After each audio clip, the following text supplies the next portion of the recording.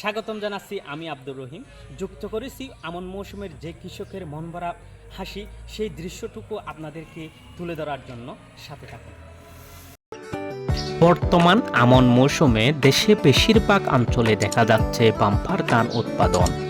মাঠ জুড়ে সোনালি ধানের হাসি, আর সেই হাসি লেগেছে কৃষকের মুখেও।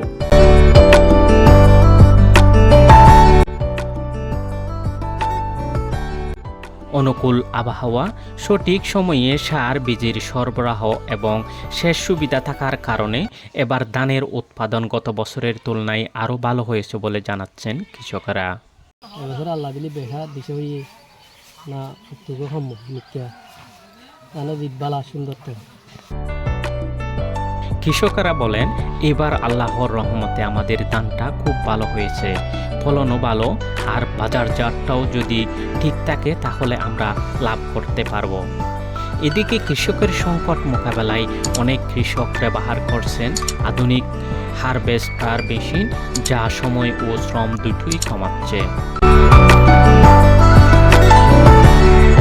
কৃষি কর্মকর্তা জানান, এই মৌসুমে ফলন অত্যন্ত সন্তোষজনক।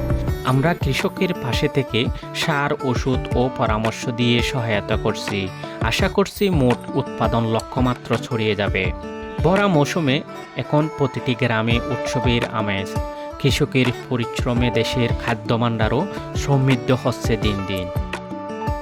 ভালো ফলনে কৃষকের মুখে ফুটেছে স্বস্তির হাসি। এখন প্রয়োজন ন্যায্য মূল্য নিশ্চিত করা, যেন এই সাফল্য তাদের গড়েও সুখ বয়ে আনে। আলহামদুলিল্লাহ, আবার আমাদের 26 সালে আবার গরু মৌসুম শুরু হচ্ছে। তাই আমার কৃষক ভাইয়ের জন্য ভালো মানের বীজ সংগ্রহ করে নিয়ে আসছি।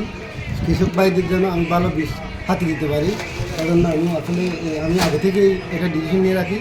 কারণ কৃষক যদি বীজ ভালো দিতে না পারলে ওই কৃষক কখনো আপনার এই ফলন ভালো পাবে না।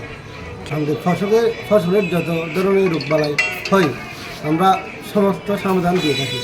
হয়তো কোনো কৃষক বা কোনো কারণে ওটা বা রোগ না বুঝে আমরা ওইটা মাঠে গিয়ে কৃষকের সাথে সাথে আমরা জমি দেখে বা ক্ষেত দেখে আমরা ওই সমস্যা সমাধান করে দেওয়ার চেষ্টা করি।